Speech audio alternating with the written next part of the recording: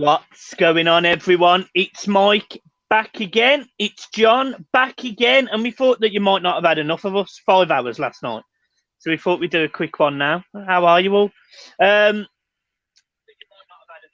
You probably heard me there. Now, I'm just going to go straight into the comments before we start. It was great, apart from the Arsenal beaut. Brilliant. That's from Luke in there. Good to see you, mate. Good to see you. Yeah, so let's talk about last night, first of all, John. Let's just quickly go through it. What was your thoughts on last night? Did you enjoy yourself? Oh, yeah, it was phenomenal. You know, our first watch-along on deadline day, you know, we had our regulars coming onto the channel and comment, and we had guests on that were all great apart from one. So good to see Ben. Holly, you know, certainly knew his stuff. Holly, I enjoyed the chat I had with Holly. Obviously, you had the one with the Norwich fan. He was very, very good as well. So, yeah, it was a good night. It was a long night. Don't get me wrong. I woke up with a bit of a sore throat with all the talking. But, yeah, thoroughly enjoyable.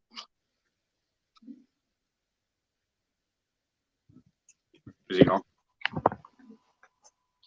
Sorry, I was just talking about that. Brilliant. And this is live television for you, folks. This is live television. Well, you know. Yeah, let's just go into some of the comments then. Bradley Lloyd, it was amazing, but we haven't got Romero. This will even make or break. Pickford, agreed. Class window difference from the best manager to an average Silva. Got Iwobi. Carlo got James. James Birkenhead, Brands has certainly redeemed himself from last year. Couldn't agree more. Ryan Goldacre. Wow, these comments are quick. 7-0 against Liverpool. Can't argue with that. Liam West, best window I've ever seen in 24 years. Definitely up there, if not the best. Cal Blunder, we didn't make any silly signings. Everyone benefits other players in the team. The club commercially an absolute phenomenal window. Absolutely. Right, so we're gonna go into our transfers then. First of all, then, John. First one, Niels Nkounkou.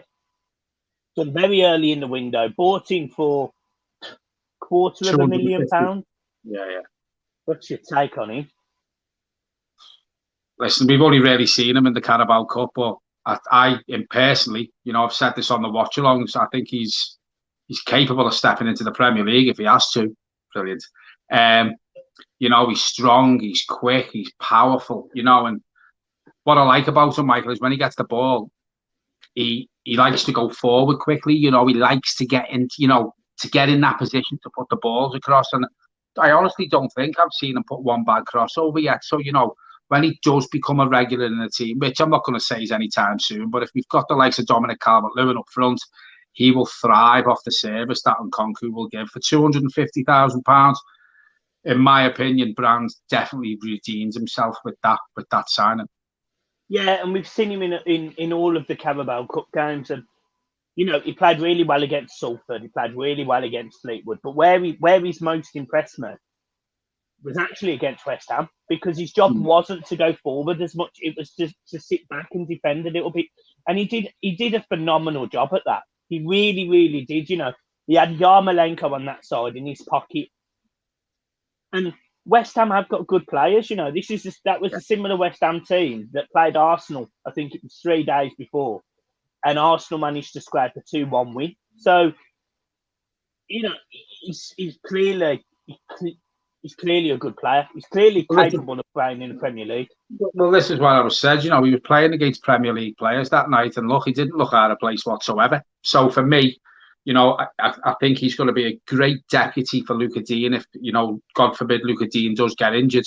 But I know you've said, Michael, in some of the videos that we've done, that you would have no problem with him playing on that left-hand side if he needs be, you know, bringing him in if there's injuries to Richarlison or if there's a couple of injuries to our better players. You'd have no worries playing him on the left-hand side in front of Lucas Digne. And you know what? Hear that, John? You cut out there. Sorry, can you hear me now? You froze.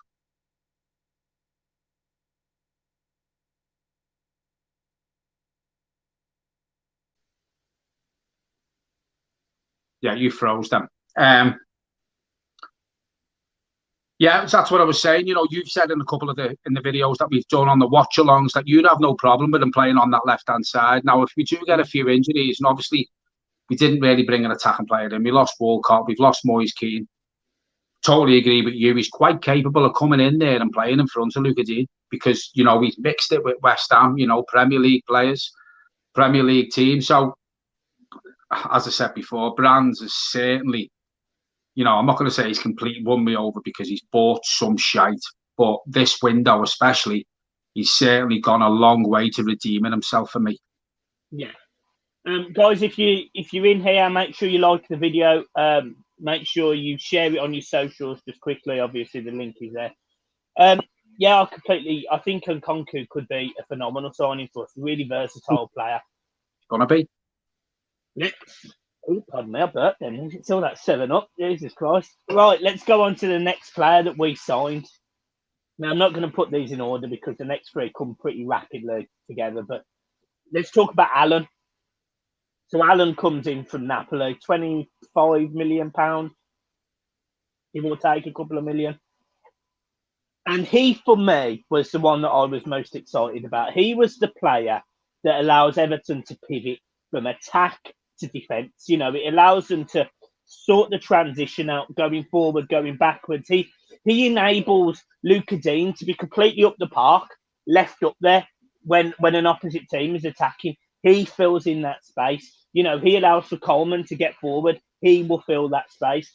He's got the energy of a player that I haven't seen since we had Garner, and he's better than Garner. He's better than Garner. You know, and that's the credit I can give this lad. That I loved Garner, and at times I thought his passing was poor. I thought at times he weren't great at you know, turning. This is a guy that can do all of that. Allan can do all of that. A box-to-box midfielder Allan can be, and he's just being played as a defensive midfielder. He's just chill, he's just calm, and he's doing a stunning job. For me, he's been the most important signing of this summer. Yeah, totally agree. I mean, for me, Garner was a massive miss, on a par with Lukaku when we lost him. And for years, well, for the last couple of years, Michael, I've said to you, we need someone in the mould of Doucouré, and we got Doucouré in.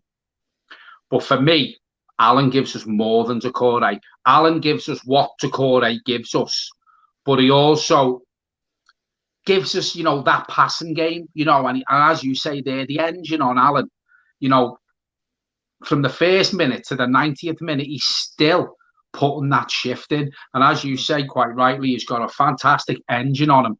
And, you know, James is a different player to him. Doucouré is a different player to him. But for me, obviously the flair side of it is James. But between Doucouré and Allan has stood out for me, out the three of them, but in a different way, if you know what I mean. He's the sort of player we've missed. He's got everything, which allows the likes of your James and the likes of your Doucouré, just to be the workhorse. And that's it. James obviously doesn't run, doesn't move, he doesn't have to because he's that skillful. But with Allan can do both of them. So we've got a good mix. We've got flair. We've got a workhorse in Doucouré. But with Allan, we have everything. Do you know what I mean? I mean, his pass completion in one of the games this season, I think it was something like 88%.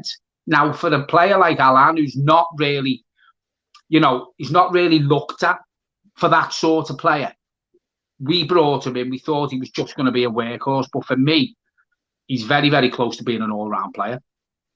To be honest, I actually remember sitting there on a stream, on a video, saying I wasn't convinced by him. You know, I thought he was a little bit too small for the Premier League, maybe. Maybe the fact that he's never played in England and he's coming over at 28, 29 years old, maybe it might. I was completely wrong. I actually owe him an apology because but the thing is, though, came in and been an absolute breath of fresh air. You're saying, I'm going to disagree with you here, because we've disagreed with each other if we don't agree. You look at Kante, you look at Idrissa Gana guy, they're not big players. He's probably bigger than them. So, you know, yeah, it does help having a bit of muscle and a bit of stature about you. But when you've got that engine on you, Michael, when other players are getting tired, he's still there. Do you know what I mean? And as you say, you know, you was a bit worried about it. Well, he has proved you wrong, you know, and he's probably proved a lot of people wrong. But what I will say is, we always have this thing, don't we, about players, the likes of Allan, okay, Doucouré's played in the Premier League, Idrissa Gana Guy with Aston Villa.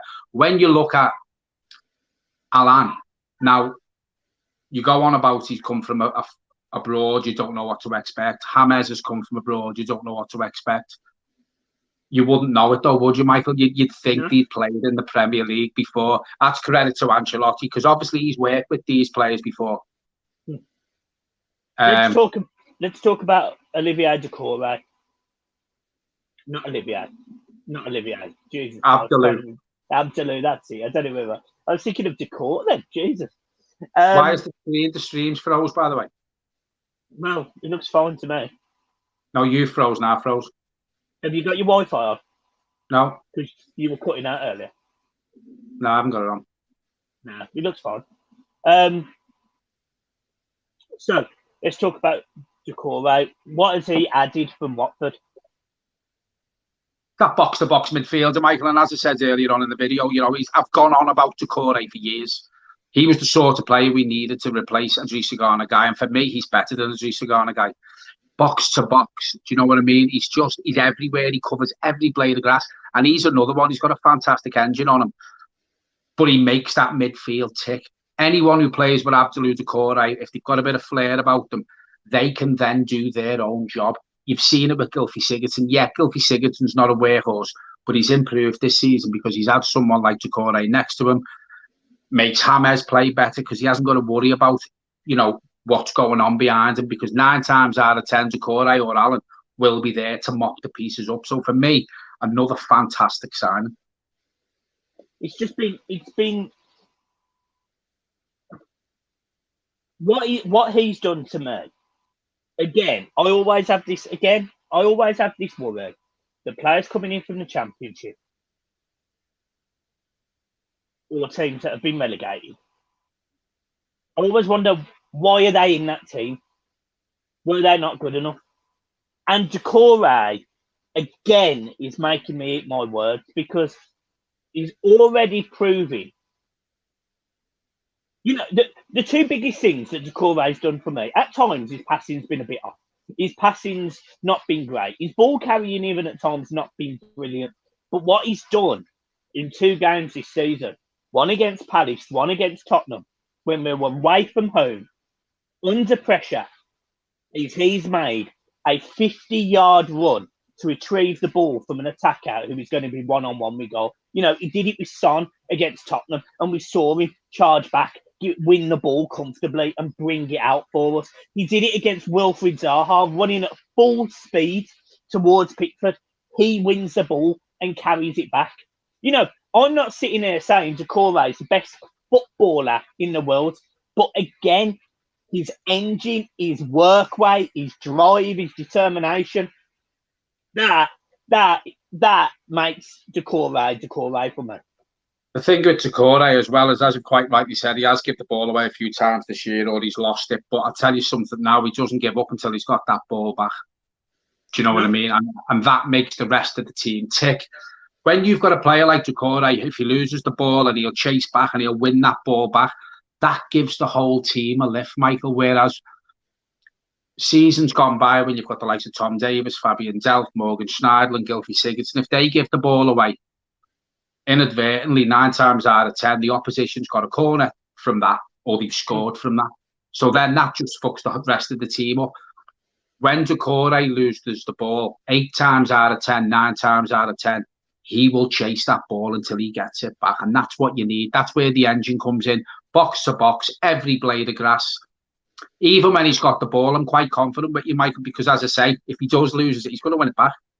So he fills the fans with confidence. He fills the team with confidence. And going back to, I know we haven't spoken about James yet, but if you look at them 3 players, and I've said this many times, they've changed the whole outlook of the team. Just them 3 players. Well, this was the thing. The video after. So after we'd signed all 3 players, I said to you, this changes our entire team. If you remember, I said it doesn't just change us attacking, it changes us defensively. And Doucouré and Allan allow for Dean and Coleman to get back. I mean, Coleman looks like a completely different player. You know, Yeah. we'd all wrote him off. Ben said that he was in a corner, needed to put down because he was shitting in a corner or something, you know, family pet, whatever. You know, and I sat here and I went, we do need a new right back. And actually, it's given me the confidence that we can get another year out of Coleman. And actually, next season, maybe we only need to go and get a goalkeeper and a right back. And we will need to get a right back at some point. He's going to be 35, I think, next summer. Yeah. But John Joe Kenny, I don't think is going to be an ever present, is he? No. And this is what I mean. All of a sudden, it gives us a little bit of time, but more importantly, it gives us scope. It gives us the ability to change the transitions. You know, Doucouré and Allan allow the entire team to pivot, which means we can go 4-5-1, 4-3-3, 3-5-2, 5-4-1 in any game. We can do all of those formations in one game. You know, and we've seen it. I've done it on a live stream. I've watched it on a watch-along. Unfortunately, you know, I've done tactical awareness training as a manager as part of my FA coaching. I've done strategic planning before the game to look at the opposition and analyse their performances. I've done all of that. And I can see the way that Carlo sets up and I can see the way that he conducts his play. And it's very easy. It's actually very easy to watch how Everton play, but you can't get anywhere near them because Allan and Doucouré are constantly there when we lose the ball. Do you get what I mean? If we try and play, I'll give you an example, right? You pass the ball into James Rodríguez. James Rodríguez will always either look to cut in on his left foot and shoot, or play that ball over the top to the other end of the pitch. Now, that either goes to Sigurdsson or Luca Dean, who then put it in the opposite way, which is meant players have got to adjust like that.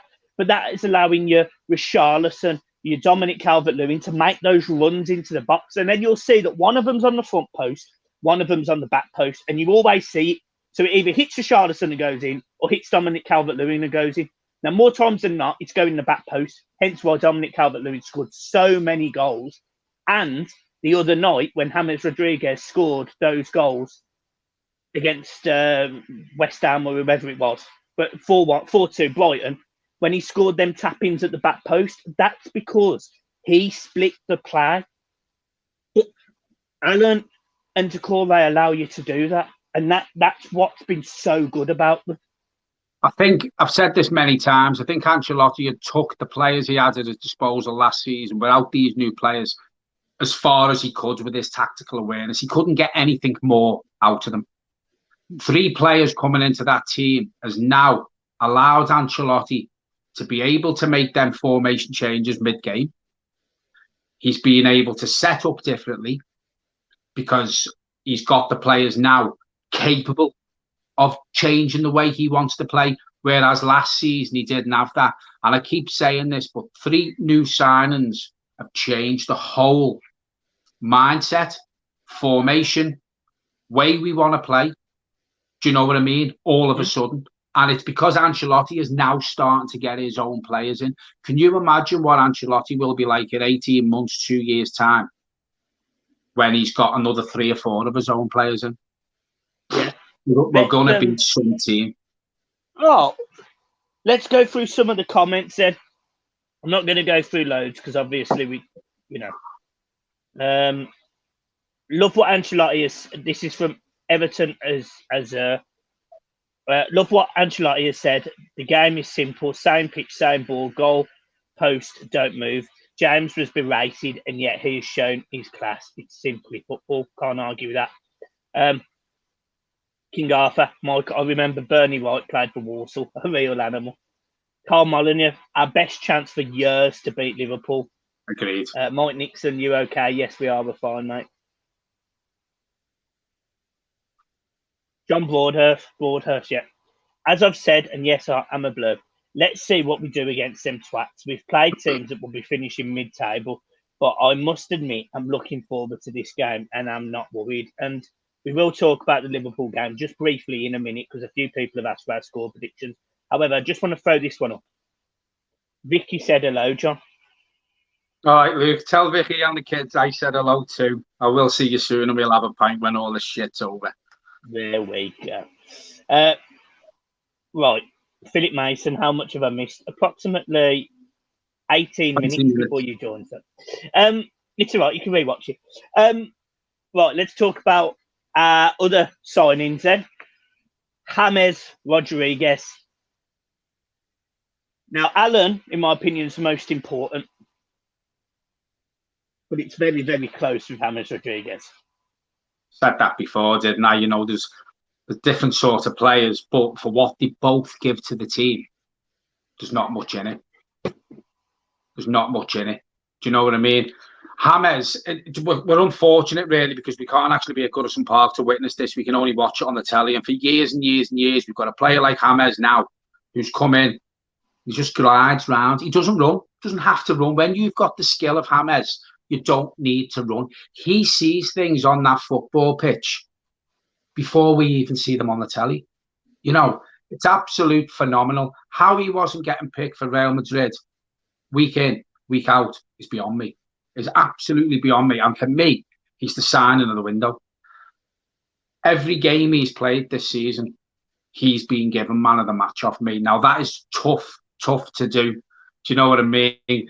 But for me, it's a privilege to have someone like that at our football club. And who would have thought it? That game against Norwich in December when Marco Silva was there, you know, 9-10 months on, we've got James Rodríguez and Carlo. For fuck's sake, Sadimi, get over, mate! Do you know what I mean? But it's absolutely what phenomenal. What the fuck's that? What is that? I just can't wait to be back at Goodison to see him live because I'm telling you now, again, I've said this, Michael, this is why Dominic Calvert-Lewin's doing so well, because he's got someone like him behind him. Do you know what I mean? James Rodríguez is bringing so much out of Calvert-Lewin now. The kid's even had his England call-up, and he doesn't get, for me, and I probably might get slated for this, but for me, Dominic Calvert-Lewin doesn't get his England call-up without James Rodríguez, because he's the sort of player he's needed.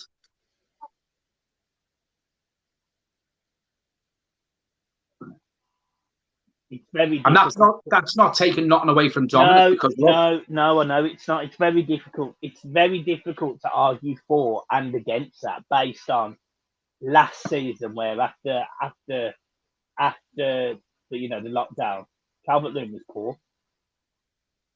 So I can't not disagree with that.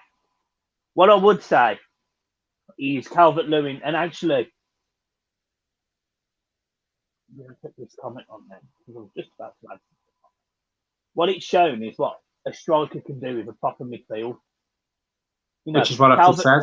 Which is what you just said. And what it has shown is Calvert-Lewin, he said that he's coming to the season, and he said it today on his England press conference. He come out and he goes, I had the confidence. I believe this season would be good.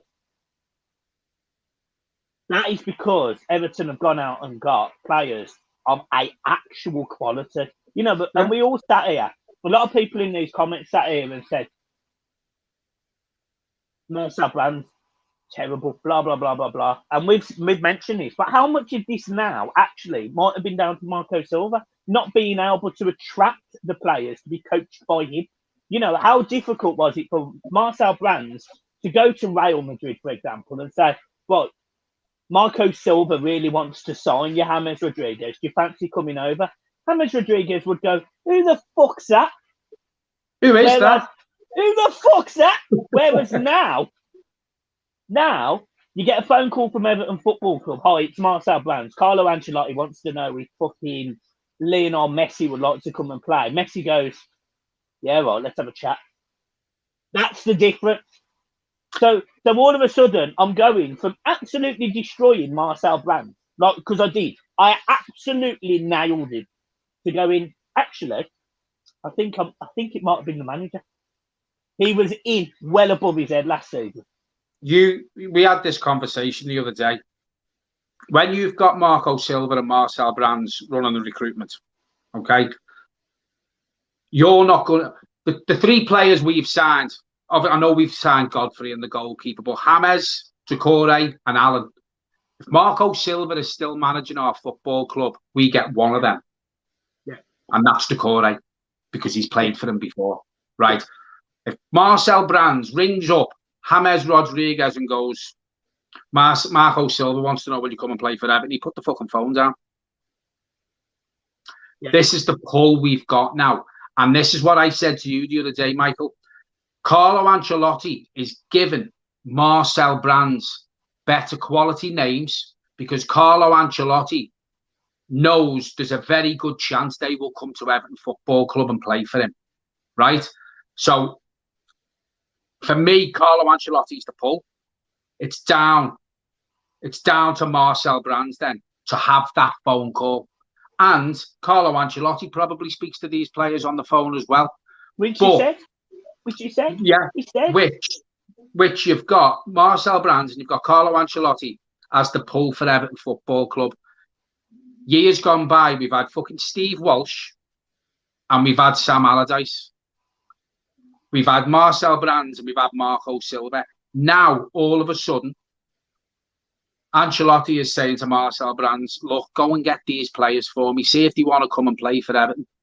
We know for a fact, Carlo Ancelotti said, when I have that conversation, or Marcel's had that conversation, if that player goes, yes, let's talk, then we'll talk. If the player goes, don't know, can I get back to you?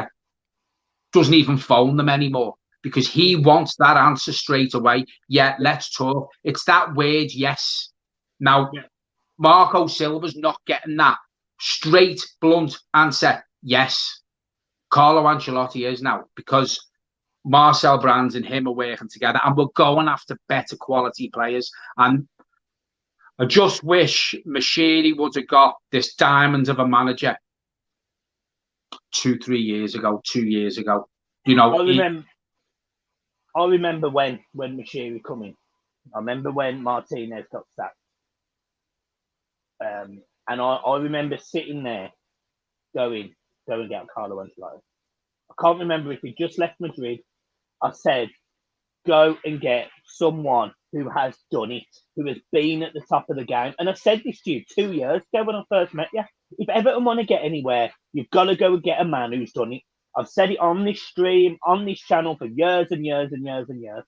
And Everton getting Carlo Ancelotti, in my opinion, 3 or 4 years too slow. But, you know, we spent 500. Moshiri's learnt his lesson. He spent 500 million quid by pissing it up a wall. He's bought in Carlo Ancelotti. We've got to spend an FFP spend, net spend, according to the S, of about £7.5 million this year, which is a phenomenal achievement. And we'll probably still get players going out as well before the 16th of October. We've still got Balata, Besic. I reckon Pennington will probably go as well. You know, there's several players at Everton will go. You know, there's several players. Let's talk about another signing that we've made.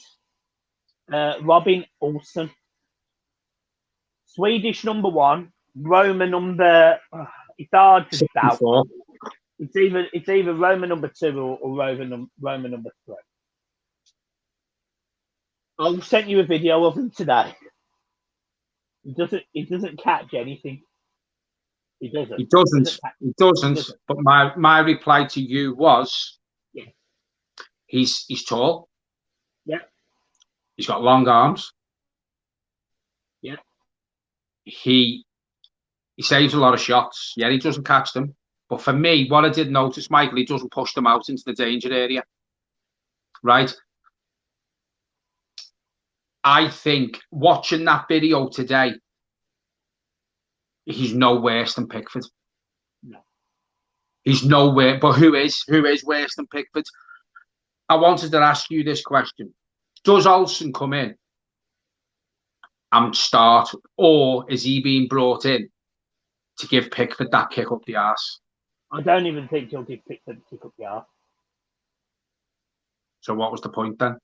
There isn't one. Look, I'm going to give this transfer window a number before I absolutely go in on Robin Olsen. Or Carlo Ancelotti wanted him, you know. Just remember that. Yeah. So I'm going to explain what I think. Right. Firstly, this transfer window, I give a solid 9 out of 10.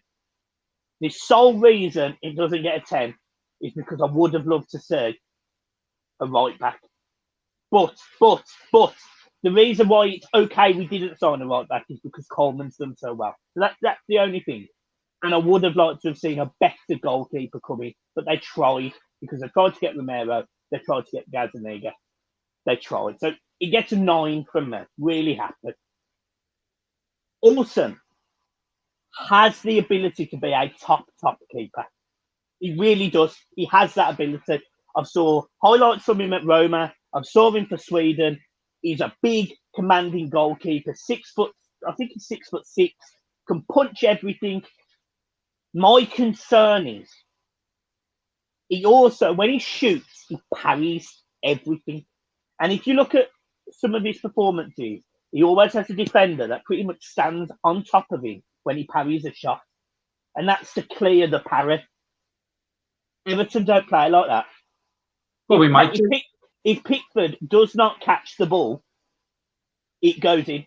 And we've seen it time and time again. He did it twice against Fleetwood, and he certainly did it the other day against Brighton. So that is my concern with him. Right? But if he trains well, you can't bring him in to not play him. But I think because Pickford is so cocksure of himself, I don't think he's asked. Well, he's not asked to know that. I personally do not think he's going to be asked. But look, I want to be wrong. I want Pickford to get it right. I want Pickford to turn it round. I want Pickford to go, for me to go, about Pickford at the end of the season. I was completely wrong about you. You've turned it round. And it might happen because it's happened with Dominic Calvert-Lewin. But for me, I'm done with Pickford. And if we'd have signed Romero or Gazzaniga, he'd have been dropped against Liverpool. Yeah. Now that we haven't got one of those players that even start regular, Olsen does not start. He sits on the bench. You can't play him against Liverpool, and instantly you can't just drop Pickford. And that's what I wanted. That would have been the kick up the arse for Pickford to go. We bought a keeper in, out you go. So basically, what you're saying is Pickford will have looked at that and went, "No fucking way, he's getting my place." Exactly.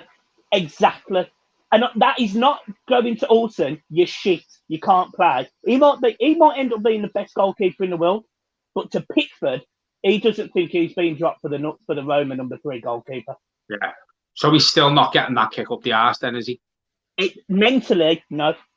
But to Carlo Ancelotti might go, right, you make one more mistake, you drop. And then it's fair enough. Then he's got that kick up the arse. But we've already seen him make mistakes and him not be hauled off or not be dropped.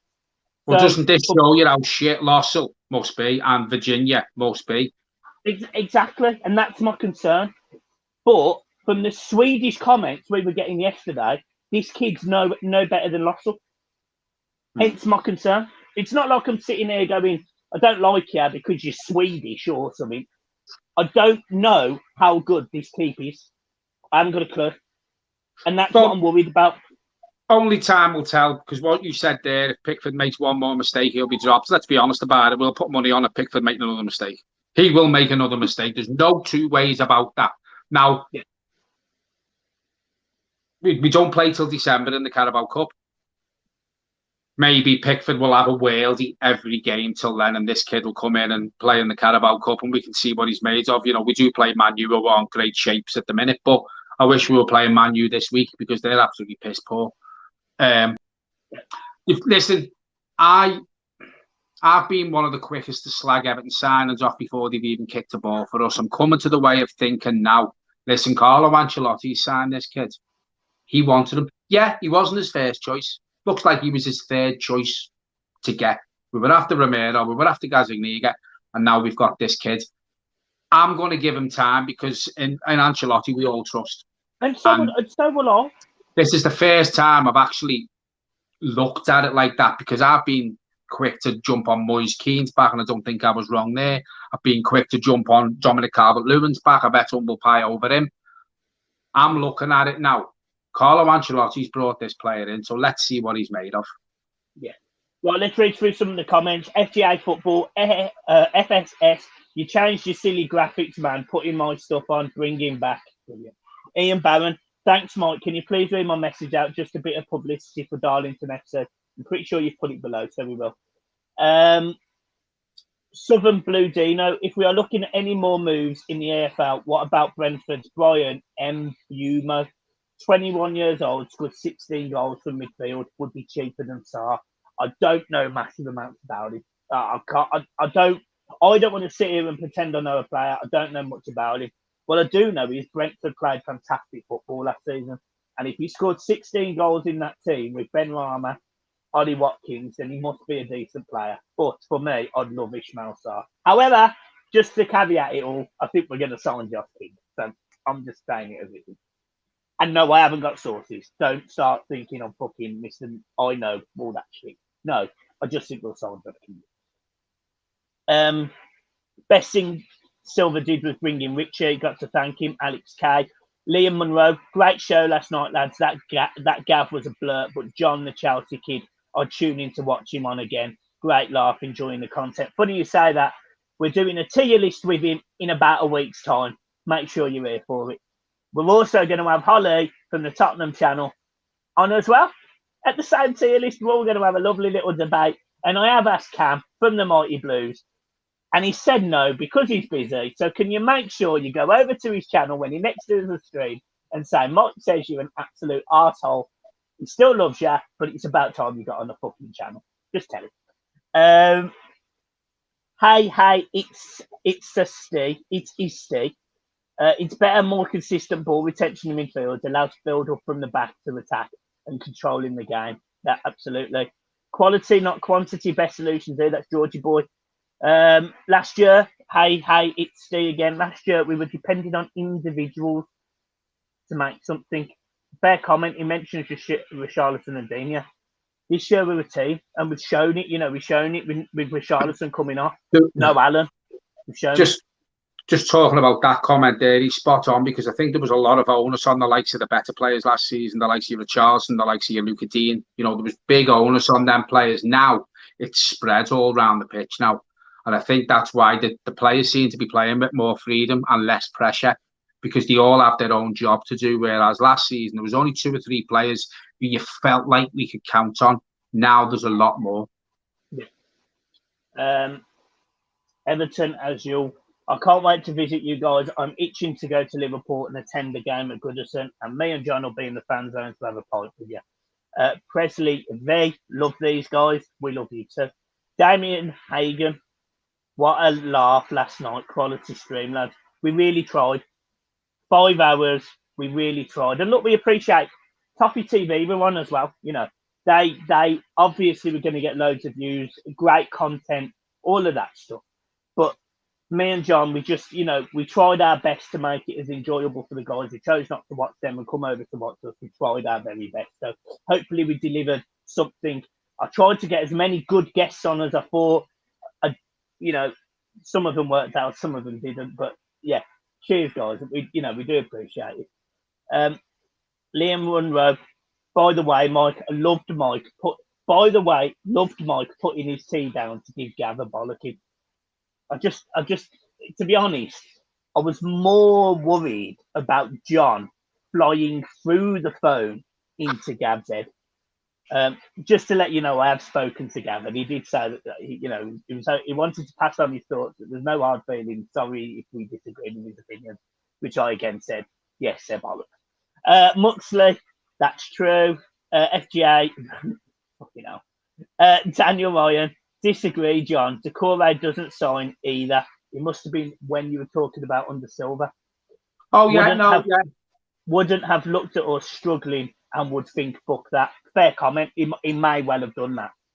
I was pretty sure Doucouré wanted to come when Marco Silva was manager, because that's when we started to link with him. Yeah. John Broadhurst, he had to give the squad a chance, and they were not good enough. Absolutely spot on. What about this one, John? Mandzukic on a free. He hasn't got a club, has he? I think he's about 78 years old now, but... Here's one for you if you're talking about players on free. Mario Götze, 28 years of age without a club. No. Yeah. Without a club. Fucking hell, take both of them. This is Ian's Brown's comment. Hi, Mike. Darlington FC were made bankrupt in 2011 Reformed in 2012, have had 3 promotions and are currently a fan-owned National League North club. We were demoted 4 leagues, we hit rock bottom. And now look at you on your way up, so credit to you all. Well done.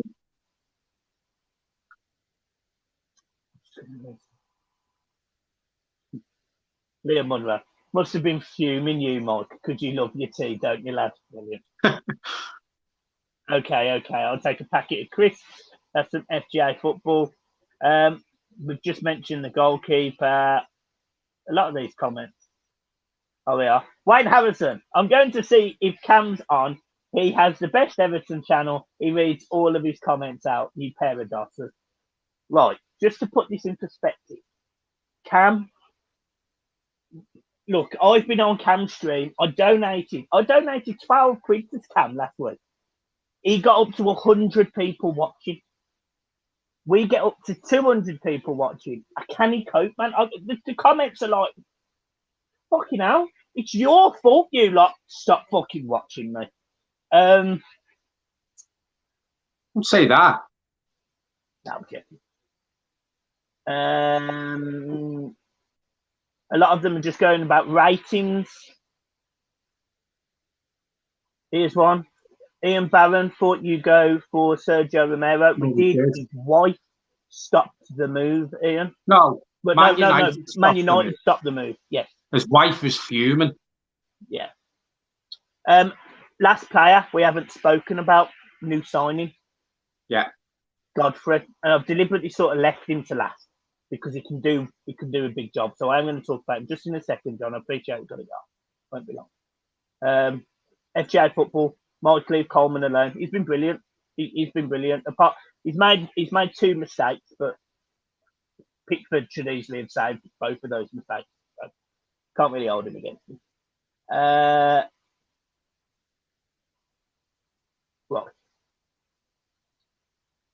Not brilliant. Cam Molyneux. Cam is a fast talker. That's why you can read so fast.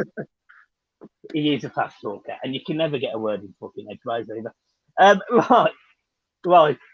Just before we talk about Ben Godfrey, I was saying to you today, Michael, I don't know what people's thoughts will be on this. For me, it doesn't feel like the transfer window's fully finished, fully closed.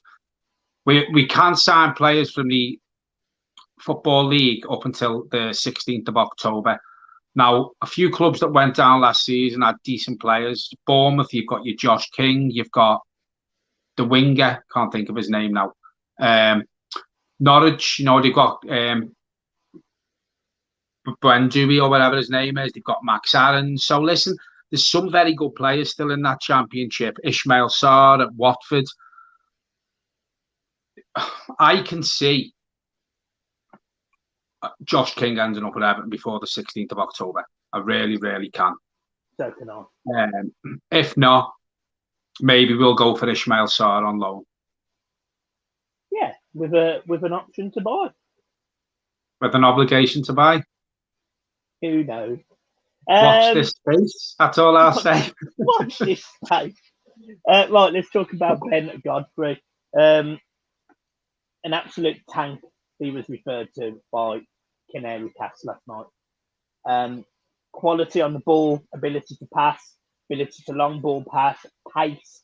A bit slow on the turn, but as long as Everton played a sort of shorter back line, a deeper back line, we'll be fine, won't get caught.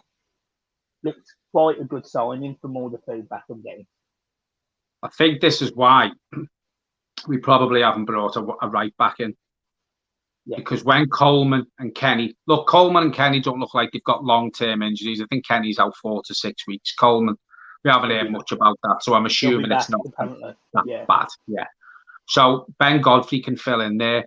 I'd have no problem throwing him in. He's played in the Premier League before last season with Norwich, so he's strong, he's big, he can shoot. I did see a video clip where he was in the opposition's box and he absolutely legged it back and won the ball. Brilliant.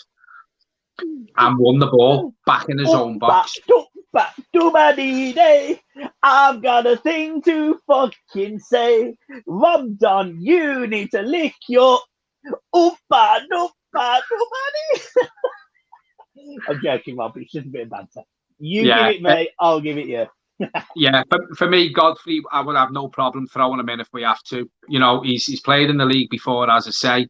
I think he's going to be an absolute phenomenal talent. I think he is a phenomenal talent. He's going to be a boss player for us. And I've said this, in years to come, it'll probably be him and Aldgate at the back. Yeah, I've got a quick question, and Cy Thompson's just alluded to it.